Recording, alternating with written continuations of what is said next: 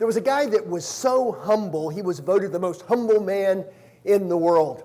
And they even gave him a t-shirt that said, the most humble person in the world.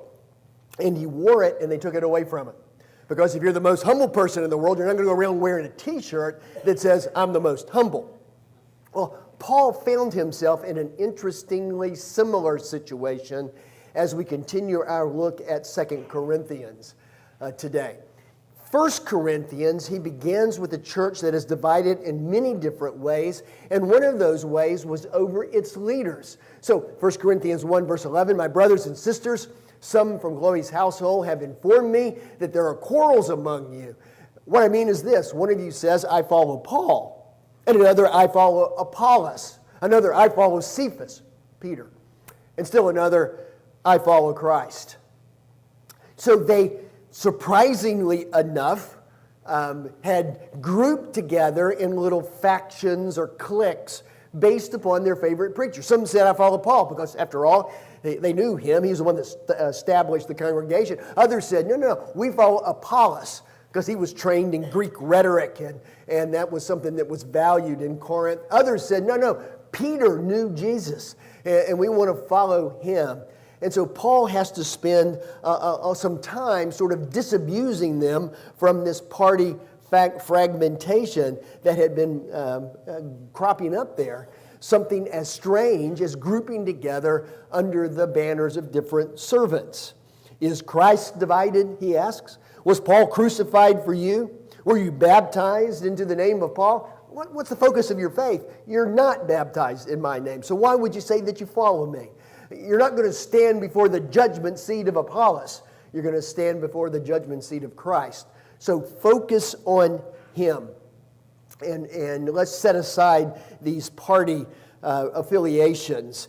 And so Paul goes on to say, in essence, we as servants are not that big of a deal. We don't deserve our own pedestal. You don't need to lift us up and create banners with our name on it that you're going to group under. After all, what is Apollos and what is Paul? Only servants through whom you came to believe. So let's not get out of kilter in our stress on servants. Don't put the servant in the place where the master should be. See, if you're on your knees serving, then you can't be crawling up on anybody's pedestal. So Paul begins 1 Corinthians by basically distancing himself from any accolades and glory. Then we get to 2 Corinthians, and he has a different problem. The problem in 2 Corinthians is there were some false teachers that remained in the church, even though most of the church had put to right the things that were wrong. There were some false teachers in the church that were trying to undercut his authority. They were trying to teach, we've seen the last couple of weeks, that they were teaching the church it's okay to follow the standards of the world and you don't have to live different lives. And in order to make that point, in order to gain accolades for themselves, they're undercutting the authority of Paul. And so that puts Paul in a difficult position. He's already spent a lot of time telling them, I'm nothing special. And now in 2 Corinthians, it almost like he has to spend time going, so what am I, chopped liver? Why aren't y'all listening to me anymore? And he's going to be forced into a position of defending his apostolic credentials. For such people, these false teachers, are false apostles, deceitful workers, masquerading as apostles of Christ. These are the guys that are coming in after Paul and undercutting his authority and trying to teach the church wrong things. They're telling the church, well, Paul's not an impressive speaker, and oh yeah, he talks big from a distance, but when he comes here, he's not so impressive. And so again, in 1 Corinthians, Paul tells the church, slow down, don't spend so much time placing me on such a pedestal. But now in 2 Corinthians, he reasserts his apostolic authority and says, you've got to listen to me because these guys are taking you in a wrong direction. They're teaching you something that is a false gospel. That's what false apostles do. And so he almost sounds to his own ears like he's boasting and bragging. He says in 2 Corinthians 11, the chapter we're looking at this morning, verse 5, I do not think that I'm at least inferior to these super apostles.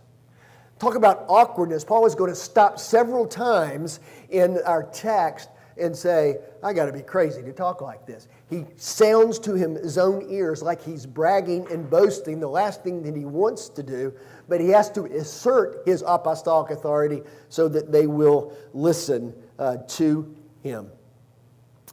Paul even wonders if he sold himself short when it comes to the church at Corinth. He says in verse 7, was it a sin for me to lower myself in order to elevate you by preaching the gospel of God to you free of charge?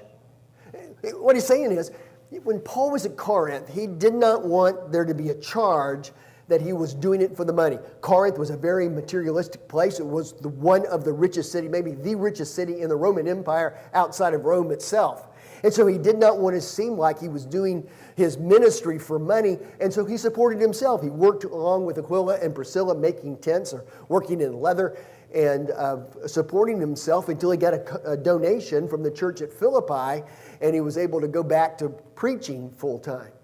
And now he wonders if that was even a good thing to do. He refers to that contribution from Philippi as robbing other churches. I robbed other churches by receiving support for them so as to serve you. Paul wonders is the reason that you're not taking me seriously anymore is you didn't pay me? I know of a couple of different faith-based counseling programs that are made sort of as last gasp efforts to help couples that are struggling with their marriage to get back on track. And they do cost some money, and they encourage the people that are coming to pay their own way. They discourage the church from paying because they want the couple to have skin in the game. You see, if you're paying your own money, if you're making your own sacrifices in order to come, then you're going to take it much more seriously than if someone else is paying your way. And that's kind of what Paul was wondering here, is did I make it too easy? That you have sort of taken for granted my work there and now aren't listening to me? Those super apostles that you're listening to, boy, they charged. That's one of the characteristics of false teachers in the New Testament. They're in it for the money. It's pray for pay as far as they're concerned. And Paul said, maybe I should have taken money from you as well. So he goes on to say at the end of chapter 10, as we saw last week, he's going to mention the word boast 7 times in 7 verses as he closes out that chapter. And he says in verse 13, we, however, will not boast beyond the proper limits, but will confine our boasting to the sphere of service God himself has assigned us, a sphere that includes you. So he says, okay, this is going to sound like boasting, but I'm going to confine my boasting to you. I have given everything that I have to bring the gospel to you, and so I should be able to boast in you a little bit, and maybe that will remind you of all that I've left behind in order to get the gospel to you. And maybe you need to take me a little more seriously. So again, Paul is going to sound, to his own ears anyway, like he's boasting. And twice in this reading we're getting ready to listen to, he's going to mention that. I got to be out of my mind to talk like this. But he has to emphasize they need to listen. And so what Paul is going to boast in is not all of the things that he accomplished. What he's going to boast in is all the things that he suffered because of the gospel. Let's listen to the text as it's read, 2 Corinthians 11, beginning with verse 21 and going through verse 30. Whatever anyone else dares to boast about, I am speaking as a fool, I also dare to boast about. Are they Hebrews? So am I. Are they Israelites? So am I. Are they Abraham's descendants? So am I. Are they servants of Christ? I am out of my mind to talk like this. I am more. I have worked much harder, been in prison more frequently, been flogged more severely, and been exposed to death again and again. 5 times I received from the Jews the 40 lashes minus 1. 3 times I was beaten with rods. Once I was pelted with stones. 3 times I was shipwrecked. I spent a night and a day in the open sea. I have been constantly on the move. I have been in danger from rivers, in danger from bandits, in danger from my own people, in danger from Gentiles, in danger in the city, in danger in the country, in danger at sea, and in danger from false believers. I have labored and toiled, and have often gone without sleep. I have known hunger and thirst, and have often gone without food. I have been cold and naked. Besides everything else, I face daily the pressure of my concern for all the churches. Who is weak and I do not feel weak? Who is led into sin and I do not inwardly burn? If I must boast, I will boast of the things that show my weakness. If I will boast, I will boast in the things that show my weakness.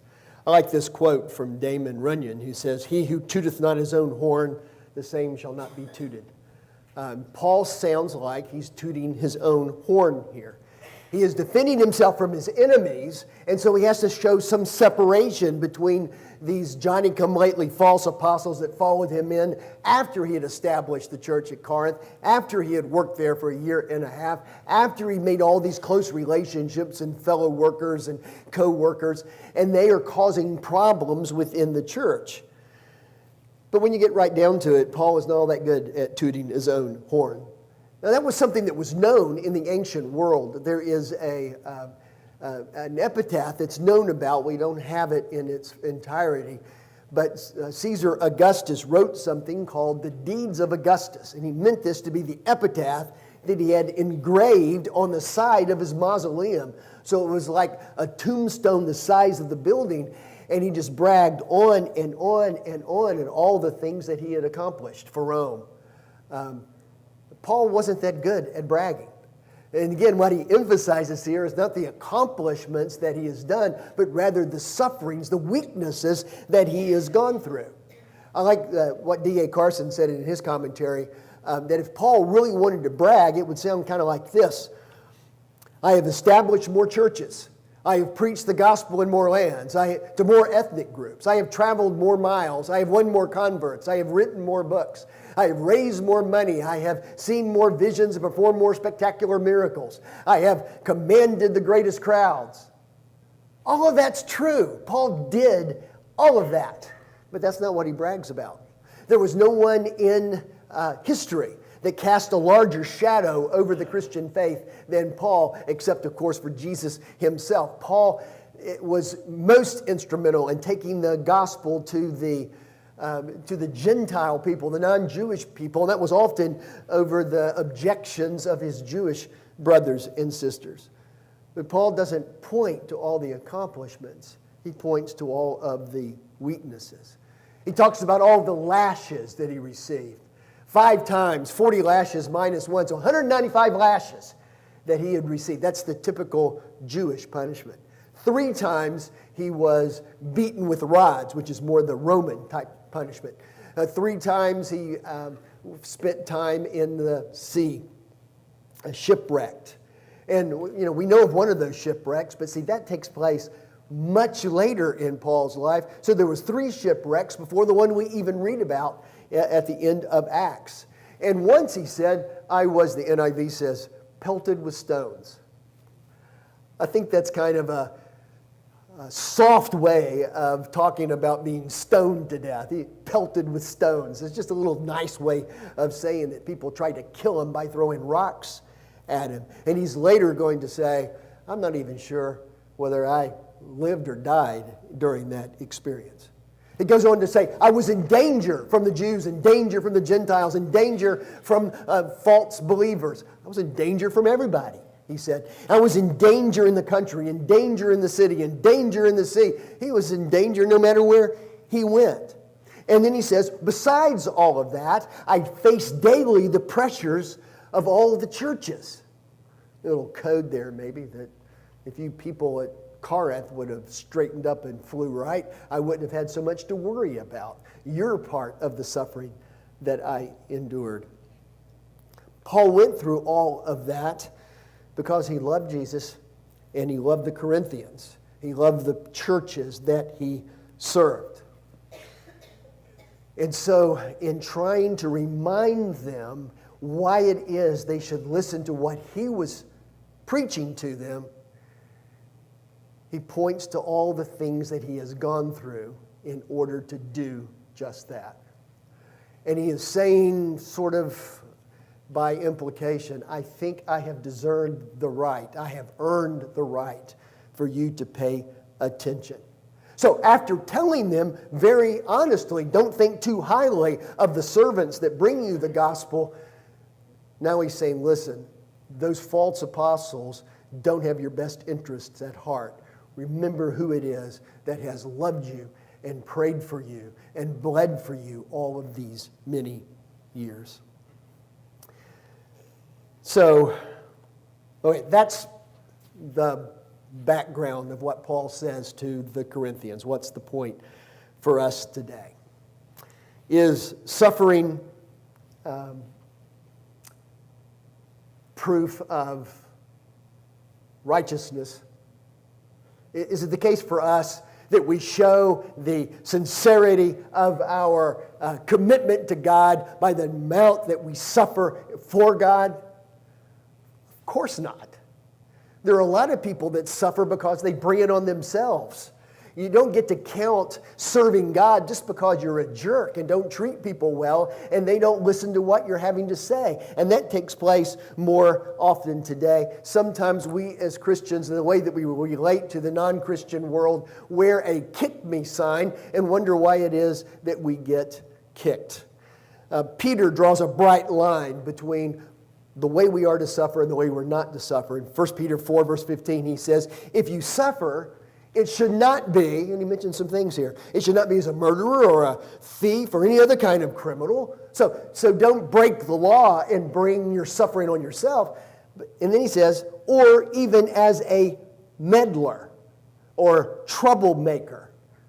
Depending on which English translation that you're using, the Greek word there is basically somebody that gets all up in somebody else's business. Meddler works pretty well. Jerk would be a good translation as well. There is no benefit to suffering that we bring on ourselves because we don't conduct ourselves properly as ambassadors of Christ. If we suffer because of our faith, that's something else entirely, and that's what Paul is talking about here. Paul says in 2 Timothy 3 and verse 12, in fact, everyone who wants to live a godly life in Christ Jesus will be persecuted. Christians today, I think, seem constitutionally wired to see ourselves as sufferers, as a persecuted people. You know, Paul said that if we live a godly life, we're going to suffer persecution. And so we like to see the church as being persecuted today. We like to say things like, well, it's harder to live as a Christian today than at any other time before. And we point to things perhaps like Hollywood or the deep state or education establishment or whatever it is that you think is a big bugaboo that makes it hard for us to be Christians today. Everything is aligned against us, making it harder and harder for us to live our faith. And Paul would say, tell me more about how you're suffering for your faith. How many times you've been pelted with stones, how many times you've been beaten, how many times you've been in prison. Some of our Christian brothers and sisters in Saudi Arabia, in China, and India, and other places would say, yeah, explain to us how hard it is for you to be a Christian today. Very often what we mean by persecution is our culture no longer accepts our faith as the best way to live. There was a time when people did see the Bible as a good book, and they did see going to church as a good thing. They didn't all read the Bible or believe the Bible, and they didn't all go to church, but they thought that was a good thing. That was kind of accepted in the culture. I shared, I think, in a class recently, where when I was a kid, we didn't have school events on Wednesdays. No clubs or athletic things going on Wednesday night because it was just accepted that Wednesday night was church night. And people making the school schedule decided that it was a good thing for people to go to church, and we don't want to get in the way of that. Today, schools don't take that in consideration. In fact, not many Christians think it's a good thing to go to church on Wednesday night, evidently. We don't have the culture sort of giving us a head start in accepting that our faith is a good thing and the way that we live is a good thing.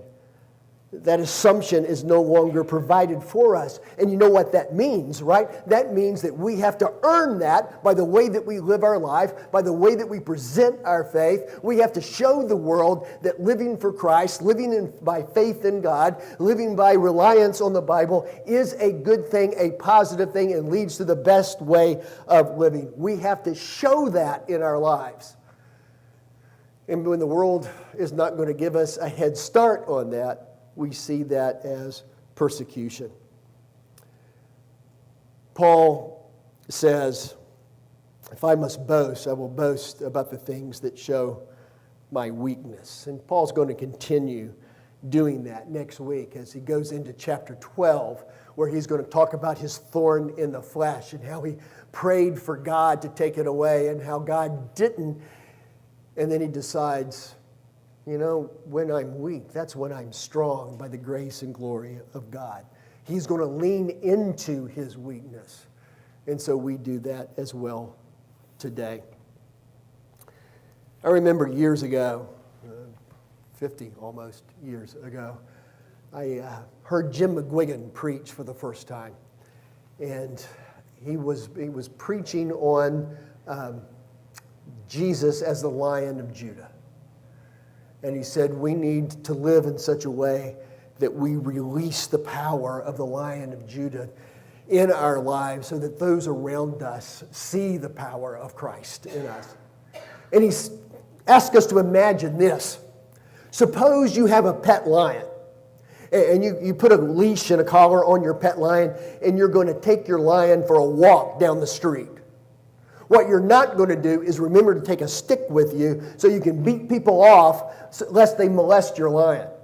Now, what you're going to do is let the lion take care of itself. You turn the lion loose. And his point was, we need to turn the power of Christ loose in our lives and live it. And then perhaps we won't spend so much time on the defensive.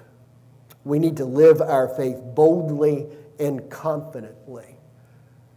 Paul boasted in his weakness because he thought that God's power was seen in that weakness. And it is in us as well. We'll continue this line of thought next week as we continue with Paul making a point about his weakness and God's strength. Let's pray together.